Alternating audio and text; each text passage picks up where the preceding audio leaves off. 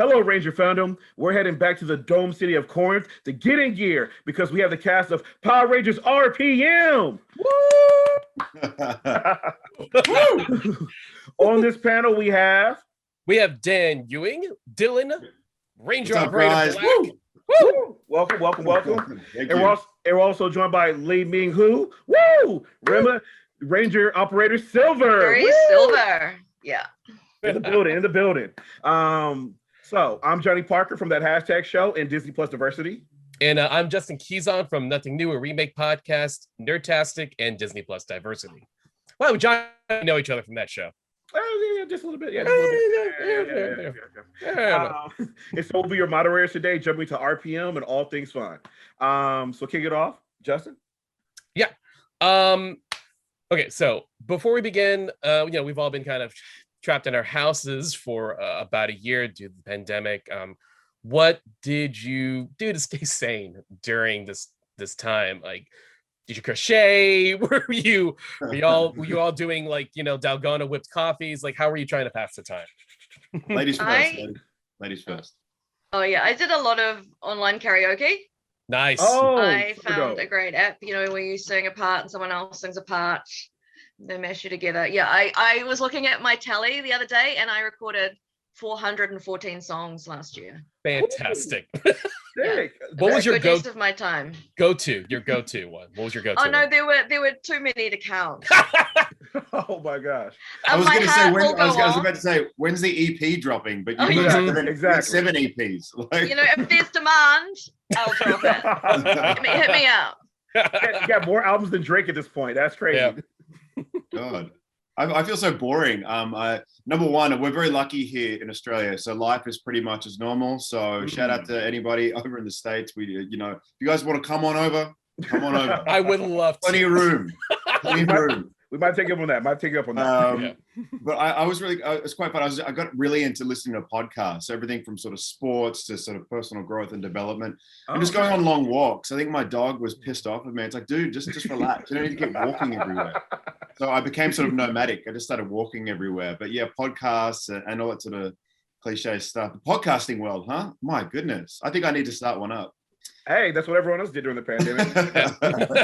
It was hard to get a mic during that time here, I'll tell you that much. Yeah. I bet. Okay, so Dan, we'll have the first question up to you. So the way we meet Dylan, I always kind of said that like Dylan is pretty much in a Mad Max movie in the first episode of the show. So what were your thoughts on the script when you read it, and how did you feel about like Dylan's introduction to the show, and how'd you prepare for that? It's funny, thinking about it now, I think it was almost before its time, because you know how it's everything's much darker now. You look at what's happening with the comic book genre and how it's all much darker. So I think Eddie Gazillion did a great job, certainly before its time, and very ballsy to put it into a show that was, pushed towards a younger audience, well, by Disney anyway. Yeah. I loved it. It was fantastic. And this is obviously when, I grew up on the Mad Max movies. That's what I thought of. But when we got to remember, Wolverine was obviously at its peak, and what Hugh was doing there. So I thought it was fantastic, and just the little funny nuances with like the lollipop and the muscle car, and how sort of Dylan and Ziggy sort of meet each other. I thought it was fantastic. I didn't feel like I was reading a Power Rangers series before, put it that way. I thought I was reading a much bigger scale, a much sort of more grandiose vision and scope in a movie. Yeah, rather than a show. It did feel like that, by the way. It's like that. I remember watching like that first fight scene with Dylan and the robots, and I'm like, this feels like something else. It does feel like Power Rangers, but then yet it's feeling like Mad Max, and I do feel like Dylan's got a lot of Wolverine in him as well. So I do agree with that. Now, Li-Ming, if we can get your attention. Speaking of introductions, Jem and Gemma certainly have an explosive introduction to the show. But we also did like a couple episodes before that. So what were your thoughts on like Gemma's relationship with Dr. K? And also I really want to know how you and Mike prepared for your guys' very particular like dialogue exchange. Yeah, they're quite mysterious characters, aren't they? Like we still kind of don't know where they came from. And yeah, it was interesting. We shot that first scene literally underground at this old Navy bunker in Auckland. But yeah, they've got quite a beautiful relationship with Dr. K, because the three of them obviously have had these quite dysfunctional childhoods, and they've got their special gifts, but also they're challenged in certain ways. And so yeah, that's a question that we get asked a lot, me and Mike, is how did you do that speaking? And it was surprisingly difficult. Even as we got to know each other pretty well. But just to make it sound like it's flowing properly. So we just practiced a lot, and we had a great dialogue coach, Jim, and yeah, practice. There's a cartoon. I'm not sure if you guys get it. Li-Ming, you'll know what I'm talking about. It's called Bananas in Pajamas, right? Oh, yeah. So when you guys are Going look that up, downstairs, and it's like, so it used to be like guys in suits, right? Now, like everything, I'm sure they just pump it out to cartoon now. These two banana characters, and they sort of finish each other. So B1 and B2, and they finish each other's sentences, and it was freaking me out because these guys were so on point and so in sync. I was like, am I in another show? I was just like, I was so good at finishing. They like everyone else, we would watch it. We would always stuff our lines up because these guys were so entertaining and so on song. And so in sync. It was fantastic. It was such a good job. But Bananas in Pajamas, for everyone at home, give it a Google. That's what we grew up on. So I'm sorry. We definitely got that show here, and I never would have made the connection of saying. No, I never thought of it. No. Me neither. Same. Just Gem me? and Gemma. Dan, I'll give it to you. Congratulations, Ranger fandom. B1 and B2 are Ranger operators. All right, so this next question is for both of you. So Power Rangers RPM is regarded as like one of the best well-written series, like in all like Power Rangers lore and whatnot. So I just want to ask you, what do you think makes this show stand out to the fans so much? Like, what makes it last the test of time, and what made it so engaging for them? It's funny you say that. I had a kid. He would have been in his sort of mid-20s, actually come up to me and say, I really enjoyed Love and Monsters, but how often do you get recognized for Power Rangers? And I was like, surprisingly quite a lot. And so we're talking that mid-20s age bracket. And he said, look, when it came out, it was like the cool, because it wasn't, I think because it was pushed towards that sort of older audience, and it was different.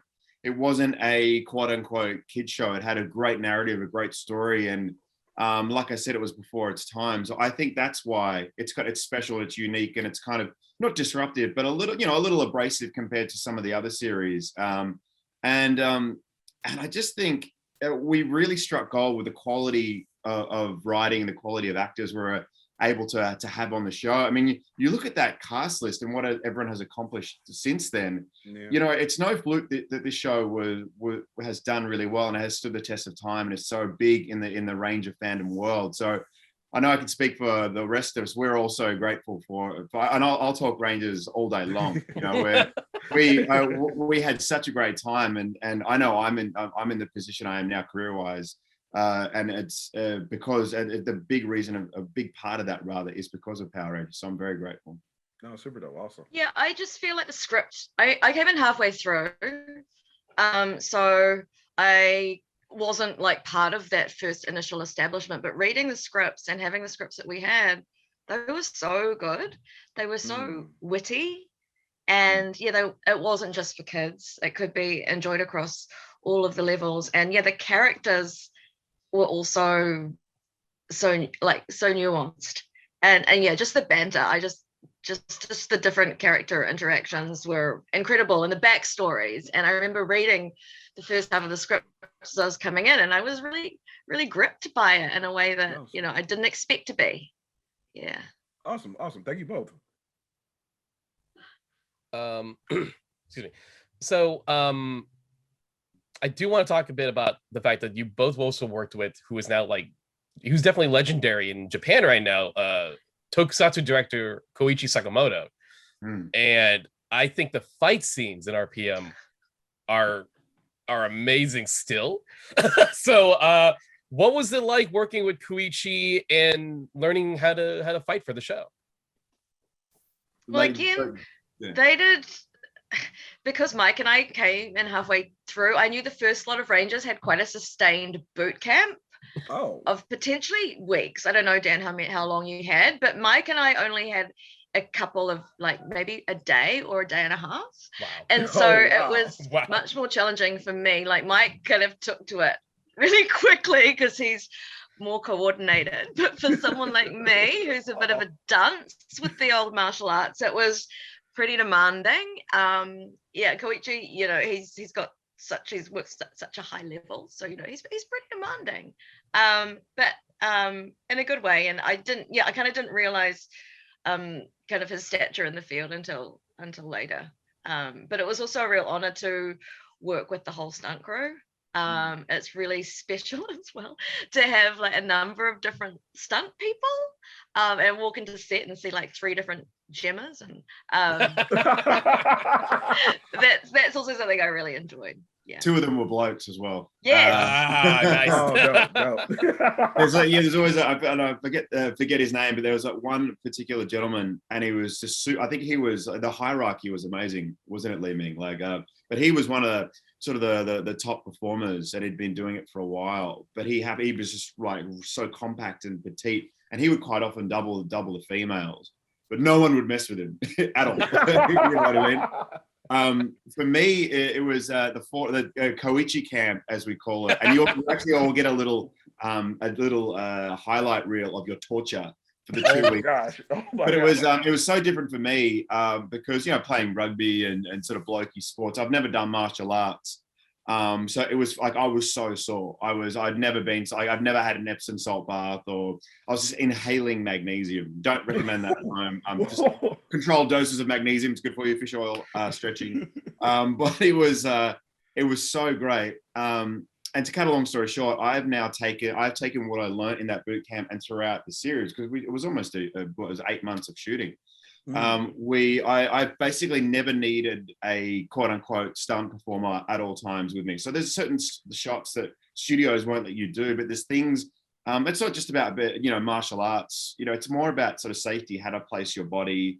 Some of the driving stuff we did, the wire work. I've taken that on to every single job I've done, and people are like, where did you learn this stuff? As a Power Rangers, you know? And it's just that I'm so grateful for the opportunity and for what I learned on that set. But I've got to say, Koichi and his team, they are rock stars. You know, they are absolute rock stars. The swagger they had, my stunt guy, Takamura, he would like follow me around. He always had these cool leather jackets with spikes on his shoulders, and like they would just, and they had their own. This is before MySpace. These guys had their own fan pages. They were just the best. The best human beings, and we're so grateful. But so what's Koichi doing now? I heard you guys say it at the start. Is he gone on to do other? He is a legend. Yeah. He's now in Japan. He has directed all of them. I think he's directed Ultraman, Kamen Rider, Super Sentai. Yeah. He's done some of the biggest projects for all 3 of those, you know, properties. Oh. Like, here's a fun little thing. I don't know if you two know this. So like, there's a thing in the show that obviously you guys the footage came from, is Go Onger. Yeah, of course. And so there's a thing that Koichi added to your guys' fight scenes where there's the tires on your wrists. They kind of rev up and they kind of hit a bad guy. They never did that in Go Onger. When he directed a show called Go Kaiger, and they can turn it to different Rangers throughout the years, they had them do the rev tire thing. And I got like, Koichi brought that over for RPM. Yeah. That was not a Go Onger thing. So he's huge. Like the fandom who love Tokusatsu, they put him at a very high pedestal because he's directed some of the best shows since Power Rangers. And he's the one who's kind of like the Walker of Two Worlds. He's done Power. It's like he's a creative behind Power Rangers, the creative behind a lot of great Tokusatsu in Japan. So yeah. I always remember it was always the push and pull, because he wanted more action in, and then some of the producers wanted more sort of drama, and obviously actors like both. So it's there's only so much show, and it's always the push and pull. It's like, okay, the actors love doing all their action and all their stunts and all their drama, but also sell the toy. Sell the toy. Sell the toy.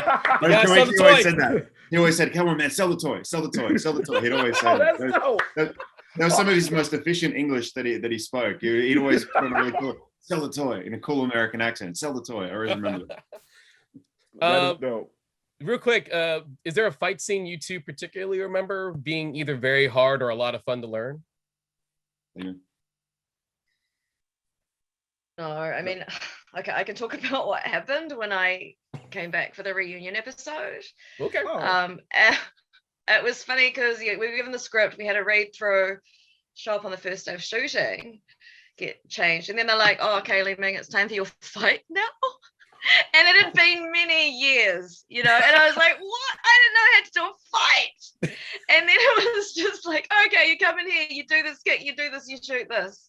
And it was pretty freaky for the likes of me, but like we got through it. So that's the freshest memory, just having no preparation for a fight scene. You must have a few, Dan, because I remember watching you do some pretty killer moves. Oh, so many. So how many years? I gotta know for my own. Like how many years? Like for this reunion episode you did, roughly. Okay, so it was 2009 was RPM, right? Yeah. And the reunion was 2017. So that's 8 years. Yeah. Mm-hmm. Woo! A few more miles on the clock. Quite funny though, because I still fit my costume. They shipped it out from LA and brought it back, and yeah, it was crazy. You look the same. What do you? Is it some sort of secret pattern of youth or something? Yeah. Send it over. Yeah. There's so many. So I can't sort of reference one. I do want to acknowledge, again, the stunt team. This is one thing that sort of sticks in my mind, the sort of Venjix lair. It was up on platforms, so quite a dangerous place for stunt performers and the crew. And I remember one particular day, one young gentleman fell off. And I was talking briefly before about the hierarchy. So a lot of the guys who play the grinders, they're the younger guys, and you kind of work your way up to doubling the main cast and rangers. And this one guy fell off. And I'm telling you now, if I fell off this thing, like he fell off. Like I would have been crying. Aussie stunt guys, Kiwi stunt guys, that's it, out of there. He literally, his ankle was all messed up. Like he missed his padding. By the way, no fault of his own. I've got to say that. I think he bumped into someone from the crew and fell off. His ankle was all busted up. And this young guy just takes his grinder mask off, lights up a cigarette, puts it down, his ankle's all busted up, puts his boot back on, the mask goes back on.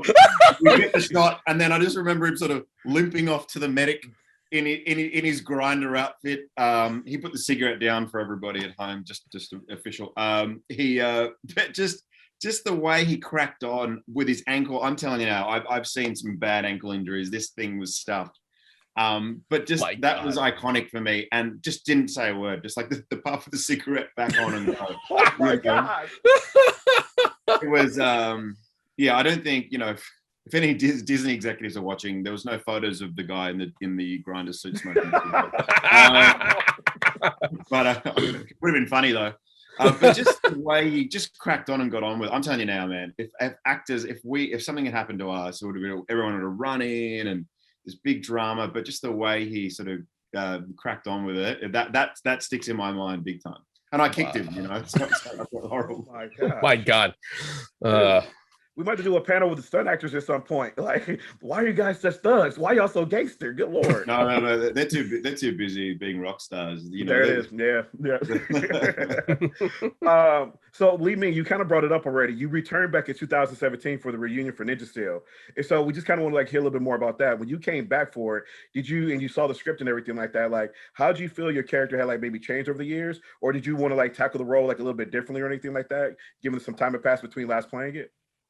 Yeah, well, the main difference was that there was no Gem. And it's like, where's Gem? And having to make up my own backstory as to what happened to Gem. So I guess the biggest personality development for Gemma is that she kind of struck out on her own, they'd separated. And as an actor, it was actually nice to be able to just say my own sentences, say my own lines, and not have to worry about timing with anyone else. So yeah, that was huge. And she was still pretty excitable, but maybe slightly less excitable than she had been. 8 years prior. But yeah, I mean that was the main thing. But yeah, it was a really cool experience getting to meet all of the different rangers from across time. It's like when a pet, like if you guys have animals, it's like when like dogs get older and they don't want to mess with the younger dogs. It's like she'd aged and just, are you comparing me to an old dog? No. I don't want to say that. No, I said a pet. Like it's just like she killed him. You know what I mean? It's like, listen, young fella, just like what happened to Jem? Yeah, what happened? I think there needs to be a movie. What happened to Jem? Oh, so they never explained it. They never said. Of course they did. You're right. She killed him. I think that's a good line. Yeah. It was an interesting year because Mike did the Power Rangers roleplay show over here, which meant that he had to play Jem without Gemma. So we had to see your character split that year. And it's interesting because, I would say that your Gemma, by the time we get to Ninja Steel, was like 8 years, has moved on. You're a little more mature. But Mike had to play Jem like before he met up with the other Rangers. So he had to play Mike. Mike had to play him really energetic. So it was like he had to play the past version of you guys, and you had to play like the more contemporary. Yeah. It was a very weird year. We were like, okay. I can say I didn't get to see it, but I can safely say that Mike would have been perfect for that. Yeah, I was just going to agree. Perfect for that. Although I got to say, he has mellowed a bit also with age. The person. What was it? It was a stage show. What was it? It was like a live Twitch stream that they did. That was like a role play game that several, they had a main cast. Some of them are previous Ranger actors, and they would bring in guest stars, and they would travel throughout time, and of course they entered RPM's world, and they met up with Jem minus Gemma. I guess he was still in prison or something weird. I don't know what happened. I don't know what you. It'd be funny. I know what Gemma he's just he's just been chained up. She just she got sick of his shit and just. She just listen, brother. I can't have this anymore. Just leave him in a cave somewhere. It's like I want to finish my own sentences. Exactly. She left me. She left. No one says me. Boom Studios, if you're interested in turning this into a comic book, you can contact all four of us on our social medias. Cut the check. Okay, so looking beyond even RPM, I do want to kind of talk, Dan. You have got a really rad looking sci-fi series of movies that are currently available. Occupation and Occupation Rainfall. Can you I got a feeling, because I've seen the trailers, they look rad, and I got a feeling fans of RPM will find a lot of interest in these two movies. What can you tell the audience about them? Well, as fate would have it, Occupation Rainfall, the sequel is actually out in the US today as we're recording this. So it's great. And so that's with Ken Jeong, the master himself, and Jason Isaacs, who's obviously very well known across the planet, but mainly for the Harry Potter films. So Occupation is kind of like a Red Dawn-esque. Our director Luke Spark is a huge fan of the sci-fi genre. And so he thought it'd be, we've seen a lot of American films, with a sort of Independence Day sort of thing. But what would happen if it's small town Australia? So that hence the Red Dawn reference. So it was for Australia, it was a good budget. So it did really well. And it was sort of number one when it went over to Netflix in the USA. Lionsgate picked it up. So they gave us a stack of dollars to make a bigger and better sequel. So it's done very, very well. Very exciting. So it's like as we pick up this new movie, it's 2 years after the original. So these townsfolk, so the uprising, and we pick up the sequel 2 years down the track. So everyone's sort of physically more, you can see the transition and the character arc. So my character's sort of almost 20 pounds lighter, so much more skinned. Everyone's sort of, it's more post-apocalyptic, shall we say. Sydney's in ruins, and we pick up the story, and there's this end game called Rainfall, and we have no idea what it is.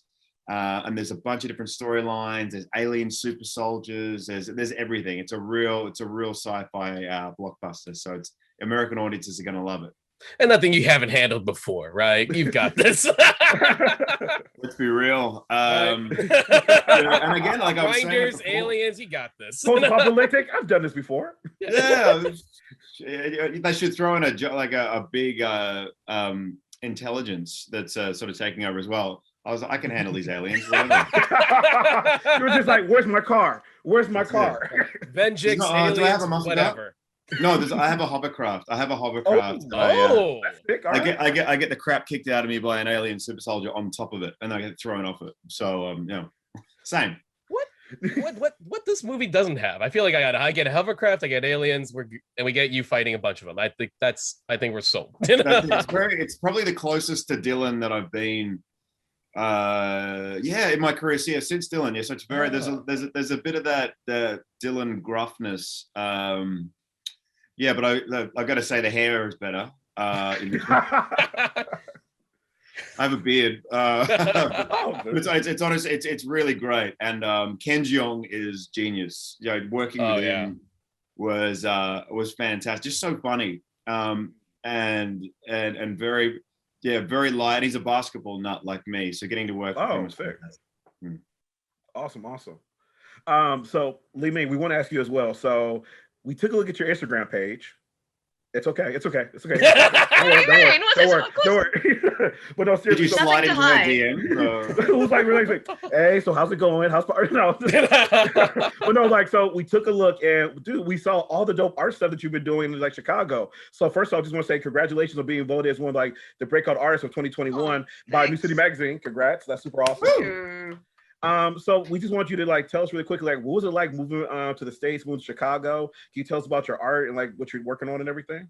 Yeah, it's kind of funny, I guess, because lots of like the crew from RPM went to LA to be actors, and then I left it a bit longer, and I went to Chicago to go to grad school to be an artist. And I did it for 3 years there, and then that's what the pandemic did to me. I kind of moved to New York almost by accident.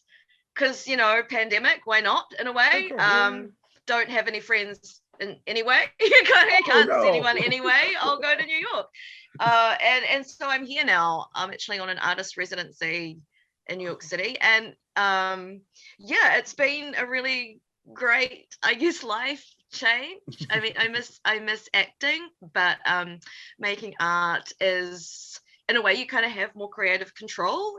Because with an actor, when you're acting, you've got your script and you've got your director, and you get edited out, and you got no control over the process. Whereas with art, you've got more autonomy. And also, like, for a long time, I was kind of wanted to keep my past as an actor kind of separate from being an artist. But like the last couple of years, particularly since coming to America, because people in New Zealand, being a Power Ranger wasn't that big a deal because it wasn't shown on mainstream television. No one cared. But here it's kind of a big deal. And I was like, well, I may as well use it because it's quite a good story. So yeah, I've been using a little bit. So I actually made a piece. I was interviewed for that hashtag show in 2018 at Morphicon. And I ended up like making a video because I was being interviewed in various art contexts, like for a magazine and for a school, and I cut in my interview with that hashtag show as well and made a piece about it. So it was quite funny. So it's been a nice interaction between those different parts of my life. Super dope. Awesome. Quick question. Do you have any like gallery openings or anything like that coming up soon, or anything you're planning on? Oh, well, I just had a show in Chicago. But no, I don't at the moment. Thanks for asking. I've got something in November, but that's a bit far off. For sure. And then just last follow-up question. Since you've now lived in Chicago and now New York, we got to ask, which pizza do you prefer? Oh, good question. It's got to be New York. I mean, like, the deep dish, it's a thing. But it's a waste of cheese. Oh my God! Am I wrong? The truth comes out. Right? It's a lot. Actually, I'm from what a hater. What a hater. You're from where? I'm from Detroit, so we have Oh. like our own Detroit style pizza. It's like the square kind. But yeah, Yeah. every time I go to Chicago, I'm like, this isn't a pizza. This is like 3 meals in one right here. It's like Totally. so much. It's so much. But I agree with you. I love the New York slice too, because the New York slice, you like turn to the slide, do that bite into it. It's just like classic New Yorker. Like, who's walking here? Like, it's so awesome. I'm gonna sit on the fence. I like both. You pussies. Eat both. Oh, Come on now. Playing it safe. Both food groups. Yeah, that's Both playing food it groups. safe, I gotta say. Both food groups. Oh my goodness. I'm actually with Dan on this. I like both. Let's do this. You don't need hate. You don't because they'll be waiting. Like you got to remember, all 3 basketball teams didn't do well this year, so people are on edge. Well, New York did better, but I love Chicago though. Okay. Yeah, no, Chi-town. And don't forget, Brooklyn is still in it. Brooklyn is still in it right now. I'll stop it. They're cheating. Whatever. Oh, what are you talking about? Really? I got Let's get an all-star team together. Come on now, let's go, buddy. Can't beat them, join them. Can't stand that sort of thing. Hey, don't start me on basketball. Oh my God. We might have to do like a separate panel just talking basketball. Yeah. I gotta be real. I kind of enjoy just the chaos of the situation, but we'll move on. We'll move on. Move on. So Power Rangers. Yeah, exactly. So quick follow-up question for both of you really quickly. So the cool thing about it is that currently right now Power Rangers is being used in like comic form. It's getting a lot of popularity through like the Boom comics and whatnot, and they're using that to continue a lot of stories. So your series classically ends with kind of a cliffhanger. Like it kind of leaves it open for the AI to like maybe return someday. So I just want to ask you both, like, how do you see it happening if it did? Like if they were to continue the story like in comics and whatnot, like where do you see your characters maybe like 10 years from now and whatnot? And also like how do you see the story playing out?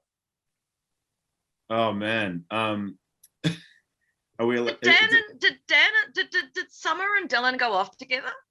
Did they? Yeah, I was just okay. I want to see this is funny. I want to see babies. That's exactly okay. So in my mind, I was thinking like, is it really funny where we just cut to Dylan sitting on the porch with a gut, right? And there's just like 12 kids, and he's like, hey, just Dylan says he's just let himself go. Summer just still looks hot. It all depends what has to be rated, right? My God, I think it'd be cute. Yeah, if the AI comes back and pinches one of Dylan and Summer's kids. Ooh. That'll bring everyone back. Yeah. Or reactivate something in Tanaya. She goes crazy and kills everybody. Whatever. Make it as dark as possible. Why not? Where did Gem and Gemma end up? I apologize. I should have rewatched some. Where did they go? Did they just? They just melted off, didn't they? I don't know that they. Do you guys know where they went? Well, as far as we know, where Gem ended up in a cave, chained up, right? Yeah. So no, I mean, personally and selfishly, I would like to see some kind of Gem and Gemma separation story. Actually, maybe she goes off with Flynn. That's what everyone wanted. That was the thing that we kind of caught on. That was that Sly episode of Flynn. Sly. Sly. He likes those alien chicks. He's definitely he's the one who sleeps with the green chick on. If it was Star Trek. He doesn't care. No, Flynn and Gemma had a special bond. They were both nerds. They liked being nerds together and making stuff. So. Oh my gosh! Have you guys heard of any like the fandom spin-off stories? Completely, has there been any cool script ideas? Or I love hearing that stuff from the fandom. You know what? Not that I'm fully aware of. I do know that, like, yeah, obviously, Flynn and Gemma, content exists, and well, actually, one thing I am kind of curious about too. Before we head off, I did hear about what the original plan for Dylan. For the show, in which Dylan was gonna go evil, and I think maybe was he gonna die? Do you know anything about this? No, I don't want to. I don't know. Okay, he went a little dark side for a bit. But yeah, I think I think there was an idea for him to go super dark at the end, but I'm not sure if that got sort of weeded out. I'm not sure. What you might be able to elaborate, but yeah. I remember something, like I'm not trying to hide it. That's the honest answer. There was something different that got sort of changed towards the end to be a bit more sort of positive ending, but I'm not sure. There's this kind of like a circulation talk about like possibly Dylan going full evil. That's Vengeance takes over Dylan's body completely, and it's the difficult decision of, do we kill our friend? And I think I approve. Yeah, I would have loved that. Would have been great. I mean, I think it was really funny, especially throughout the series, all the stuff with Dylan and Scott, you know, and Ika and I just had so much fun. Like when we were passed out together, we would always try to fit in like things when the crew or the director was looking, like holding hands when we pass out. That we put that in there, and like I'm not like it ended up being hilarious, but it was like we would always try to mess with like and they really and then the writers sort of cottoned onto it, and we had so much fun with that. So that relationship was fantastic. But yeah, Dylan going crazy and killing everybody and taking over the world, right? That would have been great. Very intense. Would have been very intense. very intense. It's like, and then he kills Tanaya as well. Then it's just Dylan standing on a pile of rubble. Fantastic. Very and that's how we end the Disney show. And then no one's into that. Okay, I guess we're gonna have to rewrite that. Okay. So, although my favorite episode was when all the guys they all passed out. They got, you know, funny guest, and the girls got to run the show for a while. Do you remember that one? I do remember that one. That was good for us too, because we just chilled out the whole way. Yeah, you could just chill out. It's like, it's a day off technically. Yeah. Yeah, I was waiting for the video clip. Who run the world? Someone's gonna make a fan film of that now. Someone's gonna make a little video of that now. Yeah. That was great. Well, I'm hoping someone could catch all the clips of you and Eka like kind of holding hands if they could find it. Yeah, I'm sure it's in there. I'm pretty like we did it and was like, yeah, well, let's just do it until they tell us you're fired. No one's All right. So super dope. So again, just want to thank you both for being here with us today. We're going to go ahead and wrap up. Again, before we go ahead and bounce to you, anything last things you just want to plug or say to the fans? Well, I just want to say thank you. And I mean this very genuinely. I'm not doing feature films, and you know, I just like I said, Love and Monsters was the #1 movie in the world for April, you know, on Netflix, and that doesn't happen without Power Rangers. Symbols that Power Rangers was my first lead role, especially my first lead role with an American accent, and I had an absolute blast. The skills I've learned, and just even just the on-set etiquette and how to be a professional and go to work every day. And just to go through a grueling shoot like that was my first experience. I'm so grateful to the Power Rangers fans for being so receptive of me. And thank you guys. Honestly, you know, it's 4 a.m. or whatever it was here to get up and do this. And I would do it every single day. So thank you guys so much, because I really appreciate your time to do all this. Li-Ming hasn't aged a day. It's been great to see you, Dan, and thank you, Johnny and Justin. It's been super fun, and yeah, thank you to the fans. Like, I guess particularly since I've come to the US, I've got to connect with you more in person, see that people actually still really love the show, and you know, remember every little all these weird obscure bits of it, and so that's heartwarming, and I hope that I get to see some of you IRL sometime when this pandemic ends. Definitely. So sweet. So again, thank you from both of us. Thank you to that hashtag show. Make sure you go check out Dan's new movie coming out today, and make sure you check out Li-Ming's artwork on her Instagram. It's super dope. Don't slide into her DMs though. Don't do that.